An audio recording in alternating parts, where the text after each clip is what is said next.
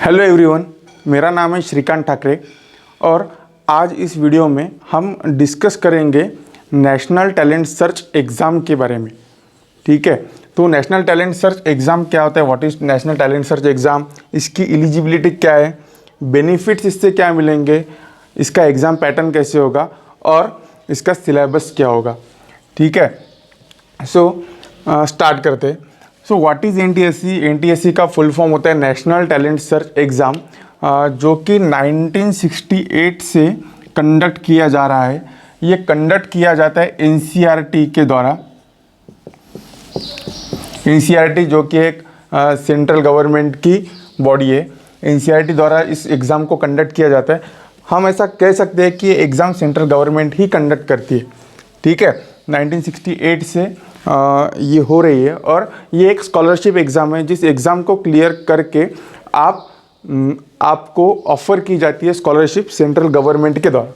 ठीक है, तो इसके लिए एलिजिबिलिटी क्या है कि कौन से बच्चे, कौन से स्टूडेंट इस एग्ज़ाम के लिए अपीयर हो सकते हैं। एलिजिबिलिटी में इसके आप अगर 9th क्लियर करके 9th आपने पास कर लिया और अगर आप अभी 10th में हो, ठीक है, 10th पास होना ज़रूरी नहीं है, आप 10th में हो, आपकी एडमिशन 10th में हो गई और आप किसी ऐसे स्कूल में हो जो कि रिकॉग्नाइज है।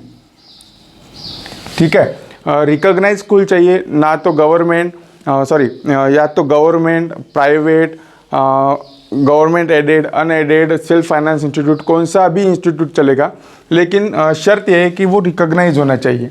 ठीक है, अगर आप 10th में हो, 9th आपने पास कर लिया और किसी स्कूल में हो जो रिकॉग्नाइज स्कूल है, तो आप इस एग्ज़ाम के लिए एलिजिबल हो।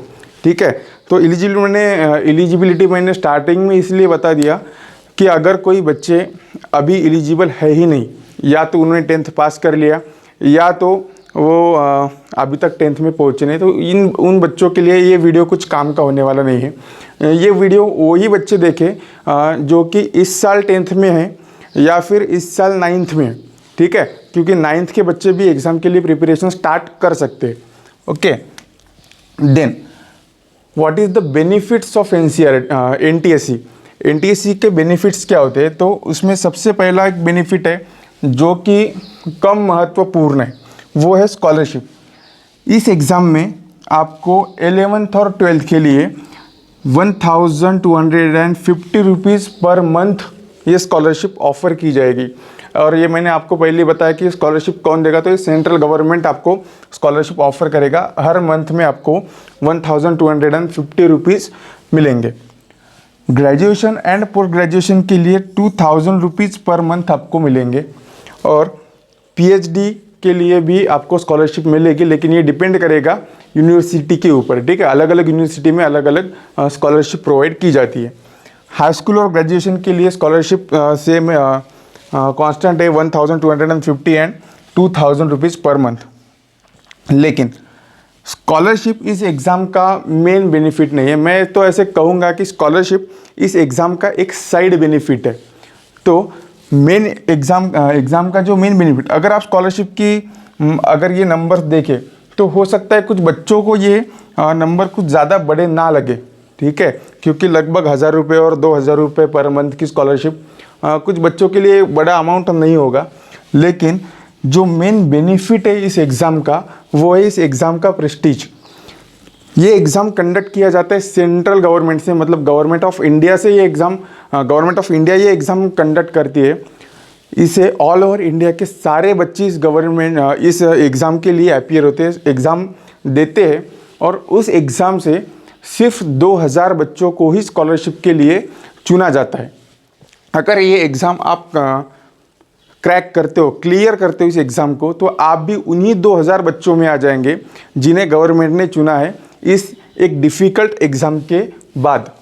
ठीक है, तो इसका सबसे बड़ा ये जो बेनिफिट है ये इसका प्रेस्टीज है। ठीक है, क्योंकि ये कोई प्राइवेट ऑर्गेनाइजेशन नहीं है या फिर कोई इंस्टीट्यूट, छोटी मोटी इंस्टीट्यूट नहीं जो इसे कंडक्ट करवा रही है। ये एक हमारी सेंट्रल गवर्नमेंट है जो इसे कंडक्ट करती है। ठीक है, तो इसका प्रेस्टीज है।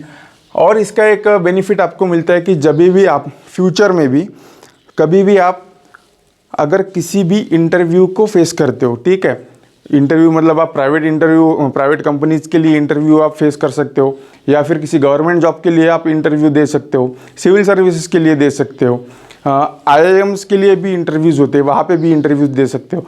उस इंटरव्यू में अगर आपके रिज्यूम में अगर ये मेंशन है कि आप NTSC के स्कॉलरशिप होल्डर है, तो आपकी सिंसियरिटी पे कोई सवाल नहीं उठा सकता, ठीक है, क्योंकि वो लोग भी जानते हैं कि आप उन बच्चों में से है जो कि पूरे इंडिया में 2000 बच्चे ही थे, ठीक है। तो ये इसका मेन बेनिफिट होता है। अब बात करेंगे कि इसकी एग्ज़ाम कब होती है, कैसे होती है, और इसका पैटर्न और सिलेबस क्या है। अब हम बात करते हैं इस एग्ज़ाम के पैटर्न और सिलेबस के बारे में, ठीक है। NTSC का एग्ज़ाम टोटल 2 स्टेजेस में किया जाता है। उसमें से स्टेज 1 होता है स्टेट लेवल एग्ज़ाम, ठीक है। स्टेट लेवल एग्ज़ाम मतलब ये एग्ज़ाम कंडक्ट किया जाता है आपकी स्टेट गवर्नमेंट के द्वारा, ठीक है। अगर आप महाराष्ट्र में हो तो महाराष्ट्र गवर्नमेंट कंडक्ट करेगा, गुजरात में हो तो गुजरात गवर्नमेंट कंडक्ट करेगा, ठीक है। हाँ, अगर कोई महाराष्ट्र का बच्चा है जो कि गुजरात के स्कूल में पढ़ रहा है तो उसे गुजरात के ही स्टेट एग्ज़ाम के लिए उसे क्वालिफाई माना जाएगा, ठीक है। हाँ, वो एग्ज़ाम के लिए लैंग्वेज मराठी सिलेक्ट कर सकता है, लेकिन स्टेट लेवल एग्ज़ाम में उसे उसी स्टेट लेवल के एग्ज़ाम में बैठना पड़ेगा जिस स्टेट में उसका स्कूल है, ठीक है। अगर मान लो कि आप महाराष्ट्र के हो और आप MP में स्कूल में हो, 10th में आप MP के किसी स्कूल में हो, तो स्टेट लेवल एग्ज़ाम में आपको MP के स्टेट एग्ज़ाम में बैठना पड़ेगा, ठीक है। ये स्टेट लेवल एग्ज़ाम अलग अलग स्टेट की अलग अलग होगी, महाराष्ट्र की अलग होगी, गुजरात की अलग होगी, MP की अलग होगी, ठीक है। होगी ये एक ही दिन, लेकिन अलग अलग क्वेश्चन पेपर सेट किए जाएंगे हर एक राज्य के द्वारा, ठीक है। एग्ज़ाम कंडक्ट किया जाएगा ये नवंबर में, ठीक है। मोस्ट प्रोबेबली ये एग्ज़ाम नवंबर में ही होता है, लेकिन इस साल जबकि पेंडेमिक चल रहा है, लॉकडाउन चल रहा है देश भर में, तो हो सकता है कि इसे पोस्टपोन किया जाए, लेकिन हम ये मानकर चल सकते हैं कि एग्ज़ाम नवंबर में ही होगा, क्योंकि अगर हुआ तो ये पोस्टपोन ही होगा, ये नवंबर से पहले कंडक्ट नहीं किया जाएगा, ठीक है। तो नवंबर में एग्ज़ाम आपका होगा, ऐसा हम मानकर चलेंगे। इस एग्ज़ाम के लिए जो मीडियम है वो एक तो है इंग्लिश, ठीक है, और इंग्लिश के साथ और एक लैंग्वेज आप चूज़ कर सकते हो। जैसे कि अगर कोई महाराष्ट्र का बच्चा है जो कि मराठी मीडियम के स्कूल में पढ़ता है और वो इंग्लिश के साथ सहज नहीं है, वो इंग्लिश में नहीं समझ पाएगा, तो वो इंग्लिश के साथ एक लैंग्वेज सिलेक्ट करेगा, जैसे कि मराठी, ठीक है। अगर कोई बच्चा महाराष्ट्र का है, वो गुजरात में जाकर पढ़ रहा है, लेकिन वो गुजराती लैंग्वेज के साथ इतना कंफर्टेबल नहीं है, उसे इंग्लिश के साथ मराठी चाहिए, तो वो मराठी ले सकता है, ठीक है। लेकिन एग्ज़ाम तो उसको गुजरात की स्टेट एग्ज़ाम में ही बैठना पड़ेगा, ठीक है, क्योंकि उसकी स्कूल कहाँ पे, उसकी स्कूल तो गुजरात में है, तो उसको गुजरात से बैठना पड़ेगा, लेकिन वो लैंग्वेज सिलेक्ट कर सकता है मराठी, ठीक है। इंग्लिश में तो क्वेश्चंस आएंगे ही, और इंग्लिश के साथ किस लैंग्वेज में आपको क्वेश्चन चाहिए ये आपको सिलेक्ट करना पड़ेगा जब आप फॉर्म भरोगे, ठीक है। तो मीडियम ऑफ एग्ज़ाम हो गया, एग्ज़ाम होगा नवंबर में, स्टेज 1 जो कि स्टेट लेवल एग्ज़ाम होता है। अब इस स्टेट लेवल एग्ज़ाम में भी 2 पेपर्स होंगे, ठीक है, पेपर 1 और पेपर 2, दोनों पेपर एक ही दिन लिए जाएंगे, ठीक है। मोस्ट प्रॉब्लम मतलब हर साल ये नवंबर के फर्स्ट संडे को एग्ज़ाम ये लिया जाता है, ठीक है। पूरे इंडिया में एक ही दिन ये एग्ज़ाम होता है, कुछ नॉर्थ ईस्ट के कुछ राज्य है वहाँ पे कुछ अलग डेट होती है, ठीक है, लेकिन बाकी ज़्यादातर राज्यों में ये नवंबर के फर्स्ट संडे को लिया जाता है। इस साल मुझे नहीं लगता, क्योंकि काफ़ी एग्ज़ाम पोस्टपोन्ड हो रहे, तो ये भी एग्ज़ाम पोस्टपोन्ड ही हो जाएगा, ठीक है। दोनों पेपर एक दिन हो गए। अब पहले पेपर में जो पहले पेपर का नाम है वो है मेंटल एबिलिटी टेस्ट, ठीक है, इसे ही मैट कहा जाता है, ठीक है। और जो दूसरा पेपर होगा वो स्कॉलस्टिक एप्टीट्यूड टेस्ट, जिसे सैट कहा जाता है, ठीक है। ये दोनों पेपर है, दोनों पेपर एक ही दिन होंगे, दोनों पेपर अलग अलग होंगे, ठीक है। एक पेपर के बाद थोड़ा गैप होगा और फिर दूसरा पेपर होगा। दोनों पेपर में क्वेश्चंस 100 क्वेश्चंस पूछे जाएंगे, ठीक है। 100 क्वेश्चंस के लिए आपको 100 मार्क्स दिए जाएंगे, मतलब एक क्वेश्चन के लिए 1 मार्क, और इस 100 क्वेश्चंस के लिए आपको दिए जाएंगे 120 मिनट्स, मतलब लगभग 2 घंटे, लगभग नहीं 2 ही घंटे, ठीक है।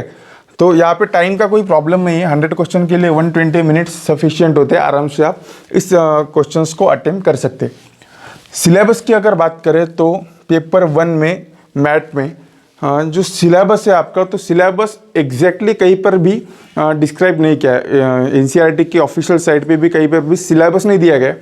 लेकिन जो प्रीवियस ईयर क्वेश्चन पेपर्स है उसका अगर हम एनालिसिस करते हैं तो आपको सिलेबस में 2 ही टॉपिक दिखेंगे पेपर 1 के, वो होंगे verbal and non verbal reasoning and quantitative aptitude. ठीक है, हाँ ये ध्यान रखना है, कई सारे बच्चे यहाँ पे कंफ्यूज कर जाते हैं कि ये क्वांटिटेटिव एप्टीट्यूड और जो verbal reasoning verbal and non verbal reasoning है ये मैथ है क्या? नहीं, ये मैथ का पार्ट नहीं, ये मैथ का एप्लीकेशन ज़रूर है। ठीक है, लेकिन ये मैथमेटिक्स नहीं है जो आप सोच रहे हैं, मतलब जो ट्रिग्नोमेट्री सेट्स वगैरह जो कि आपका सिलेबस होता है 10th में, वो मैथमेटिक्स ये नहीं, ये क्वांटिटेटिव एंड रीजनिंग, ये मैथ का एक अलग एप्लीकेशन होता है। ठीक है, तो इसके बारे में हम अगर कोई और वीडियो बनाएंगे तो उसमें डिटेल में समझेंगे कि ये एग्जैक्टली होता क्या है, क्वेश्चन किस तरह से बनते हैं इस टॉपिक पे। ठीक है, इस पे आपको 100 क्वेश्चन मिलेंगे। देन दूसरा पेपर आएगा स्कॉलिस्टिक एप्टीट्यूड टेस्ट, जिसे सेट कहा जाता है। इसमें भी 100 क्वेश्चंस आएंगे, इसमें भी 100 क्वेश्चंस के लिए 100 मार्क्स दिए जाएंगे और इसके लिए भी टाइम आपको 120 मिनट्स मिलेगा।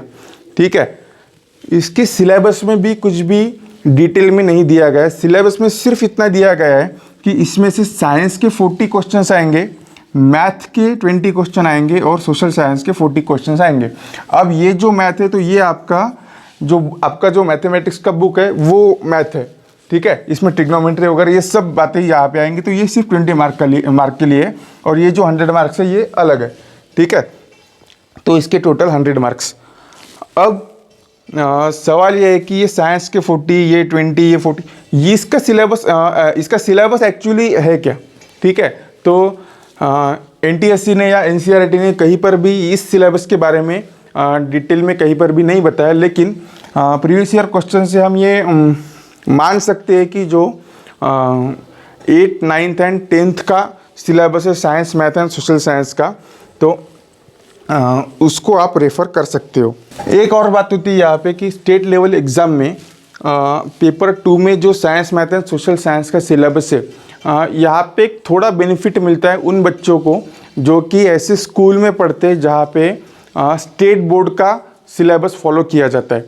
ठीक है, जहाँ पे सीबीएसई का सिलेबस या फिर किसी और बोर्ड का सिलेबस फॉलो करते हैं, वहाँ पे बच्चों को थोड़ी दिक्कत यहाँ पे हो सकती है, क्योंकि ये एग्ज़ाम कौन ले रहा था? एग्ज़ाम स्टेट गवर्नमेंट ले रहा है। अगर स्टेट गवर्नमेंट एग्ज़ाम ले रहा है तो वो क्वेश्चन भी उन्हीं बुक्स में से डालेंगे जो कि एग्ज़ाम स्टेट गवर्नमेंट के द्वारा पढ़ाया जाता है।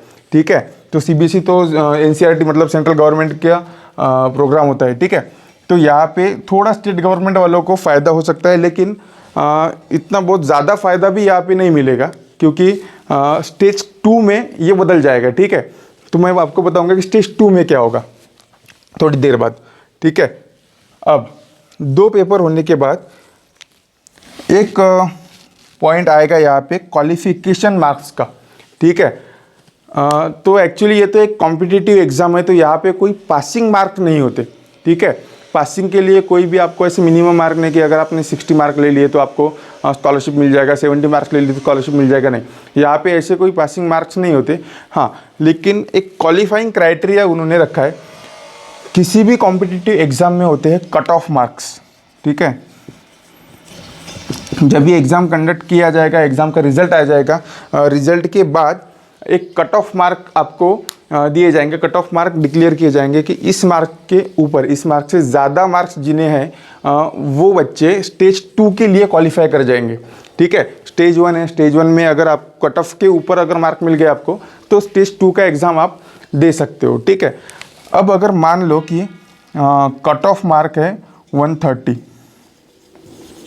ठीक है, मैं आपको एक एग्जांपल देके ही बताऊंगा, आपको ये समझ में आ जाएगा क्वालिफाइंग मार्क का ये क्या है। ठीक है, अगर मान लो कि 130 पे कट ऑफ लग गया, मतलब 130 के ऊपर जिन बच्चों को मार्क है वो बच्चे क्वालिफाई करेंगे नेशनल लेवल एग्ज़ाम, मतलब जो स्टेज 2 एग्ज़ाम है उस एग्ज़ाम के लिए। ठीक है, लेकिन एक बच्चा है, ठीक है, ये ए बच्चा है, ठीक है, इस बच्चे को मेंटल एबिलिटी टेस्ट मैट में 100 आउट ऑफ 100 मार्क्स मिल गए, ठीक है, 100 आउट ऑफ 100 मार्क्स इसने मैट में ले लिए, प्लस सैट में उसे 39 मार्क्स मिले, ठीक है, सैट में 39 मार्क मिले और मैट में इसने 100 आउट ऑफ 100 मार्क्स ले लिए। अब इसके टोटल मार्क हो गए 139, ठीक है। तो क्या ये बच्चा स्टेज 2 के लिए क्वालिफाई होगा? हाँ, इस बच्चे जनरल कैटेगरी से हम इसे मानेंगे, ठीक है, कैटेगरी इसकी जनरल है, जनरल कैटेगरी से इसे मानेंगे। और अब क्या ये बच्चा ये क्वालिफाई होगा? तो नहीं होगा, ये बच्चा भी डिसक्वालीफाई किया जाएगा स्टेज 2 के लिए, क्योंकि मिनिमम क्वालिफिकेशन जो है वो जनरल कैटेगरी के लिए 40%, ठीक है, और वो 40% आपको दोनों पेपर में सेपरेटली स्कोर करने पड़ेंगे, ठीक है। जबकि इस बच्चे को 139 टोटल मार्क्स है, लेकिन इसे सैट में सिर्फ 39 मार्क्स है, जबकि जनरल कैटेगरी के लिए सैट में 40 मार्क्स होना ये क्वालिफाइंग क्राइटेरिया है, ठीक है। तो ये बच्चा भी एलिजिबल नहीं होगा।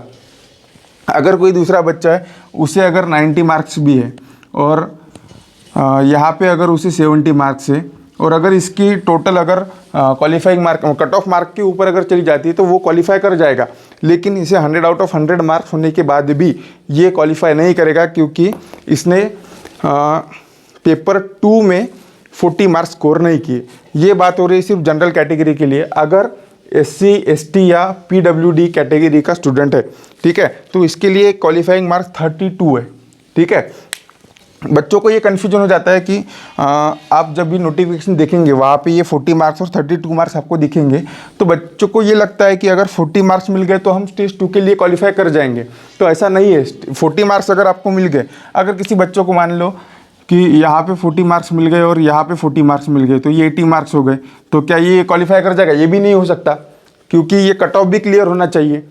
ओके, तो ये समझने के लिए मैंने आपको एग्जांपल दिया था कि क्वालिफिकेशन मार्क क्या होता है। कम से कम आपको इतने मार्क्स चाहिए, उसके ऊपर कितने चाहिए वो डिपेंड करेगा कट ऑफ पे, ठीक है। और कट ऑफ डिपेंड करेगा कि एग्ज़ाम की डिफ़िकल्टी लेवल क्या थी, कितने बच्चों ने एग्ज़ाम अटेम्प्ट किया, ठीक है, हाईएस्ट मार्क कितने। तो इन सारी कैटेगरीज पे कट ऑफ मार्क डिसाइड होंगे, ठीक है। तो यहाँ तक तो आपको समझ में आ गया होगा। अब बात करेंगे हम स्टेज 2 एग्ज़ाम की। आशा करता हूँ कि आपको स्टेज 1 एग्ज़ाम के बारे में समझ गया होगा, ठीक है। हाँ, अगर आप स्टेज 1 को क्वालिफाई करते हो तभी आप स्टेज 2 को अटेंड कर पाओगे, ठीक है। तो स्टेज 1 एक क्वालिफाइंग एग्ज़ाम है। स्टेज 1 को आपने क्लियर कर लिया, आपके मार्क कट ऑफ मार्क के ऊपर आ गए, ठीक है, तो ही आप दे पाओगे स्टेज 2 एग्ज़ाम। जो स्टेज 2 एग्ज़ाम है वो ये नेशनल लेवल एग्ज़ाम, ठीक है। इस एग्ज़ाम के लिए 8 से 10 हज़ार बच्चों को सिलेक्ट किया जाता है स्टेज 2 के लिए, ठीक है। जबकि स्टेज 1 तो सभी बच्चे दे सकते हैं, जो भी एलिजिबल है वो सभी बच्चे स्टेज 1 दे सकते हैं, लेकिन स्टेज 2 वही देंगे जो स्टेज 1 को क्लियर कर लेंगे। स्टेज 1 आपका नवंबर में होगा, ठीक है, और मतलब प्रॉबेबली होगा। अगर नवंबर में स्टेज 1 हुआ तो स्टेज 2 आपका मई में होगा, ठीक है। मतलब आपको 5-6 महीने फर्स्ट स्टेज के बाद प्रिपरेशन के लिए मिल जाएंगे। ओके, स्टेज 2 का जो एग्ज़ाम पैटर्न है वो भी लगभग सेम है स्टेज 1 की तरह, ठीक है। इसमें कोई भी डिफरेंट नहीं है। इसमें भी 2 पेपर है, ठीक है। फर्स्ट पेपर मैट है, सेकंड सैट है। दोनों पेपर एक ही दिन कंडक्ट किए जाएंगे, ठीक है, लेकिन पेपर अलग अलग होंगे, ठीक है। मतलब ऐसा नहीं कि आपके पास एक साथ ही 200 मार्क का पेपर दे दिया उसको सॉल्व, ऐसा नहीं है। पेपर अलग अलग होंगे लेकिन एक ही दिन होंगे, ठीक है। मैट में भी आपको 100 क्वेश्चंस आएंगे, जो कि पहले भी 100 क्वेश्चन ही आए थे, ठीक है। उसके लिए आपको 100 मार्क्स मिलेंगे और उसके लिए भी आपको 2 घंटे का टाइम दिया जाएगा। सिलेबस भी वही रहेगा, रीजनिंग एंड एप्टी, ठीक है।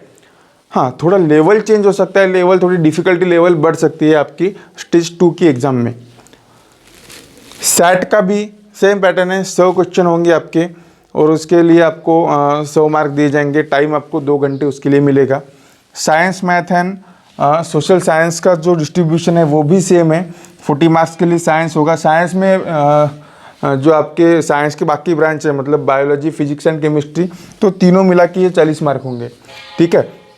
मैथ के लिए 20 मार्क्स आपको दिए जाएंगे और सोशल साइंस के लिए 40 मार्क्स के क्वेश्चंस आएंगे।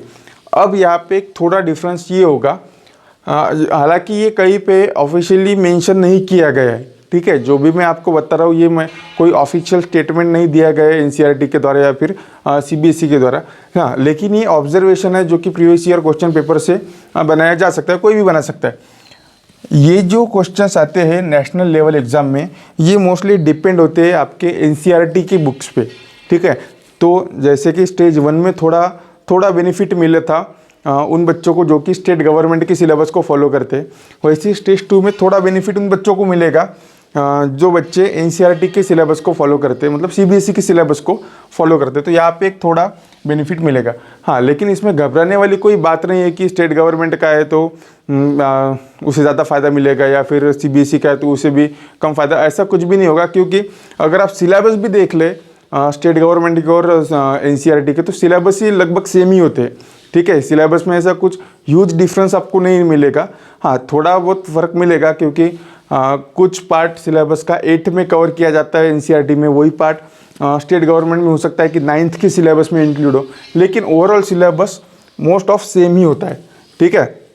तो इतना अगर डिफरेंस छोड़ दिया जाए कि क्वेश्चंस कहाँ से बनेंगे, उतना डिफरेंस अगर छोड़ दे तो बाकी स्टेज 1 और स्टेज 2 में कोई भी ऐसा डिफरेंस आपको नहीं मिलेगा। सेम पैटर्न है, सेम सिलेबस है और सेम टाइप में पेपर होगा, ठीक है। हाँ, एक यहाँ पे पॉइंट है कि निगेटिव मार्किंग्स नहीं है इस एग्ज़ाम में, ना तो स्टेज 1 में ना तो स्टेज 2 में, कहीं पर भी आपको निगेटिव मार्किंग नहीं है।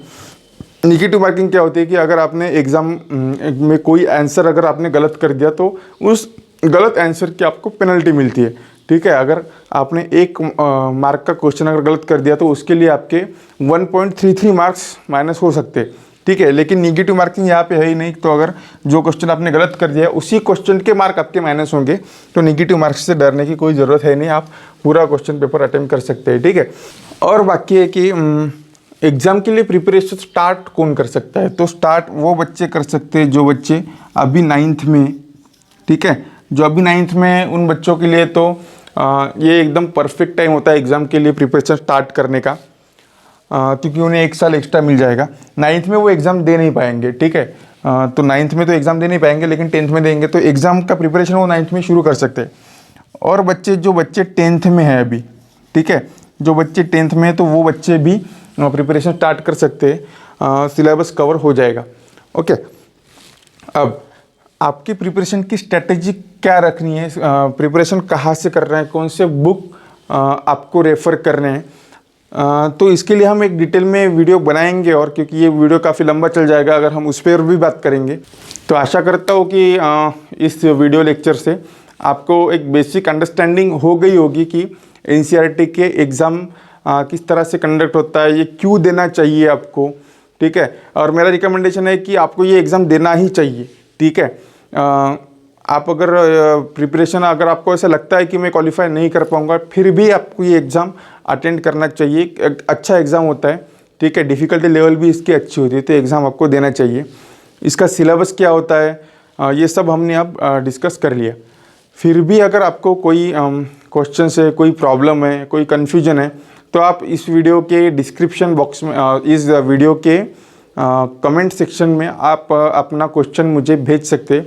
मैं कोशिश करूँगा कि सबको आंसर करूँ, ठीक है। Thank you for watching and God bless you all. Thank you.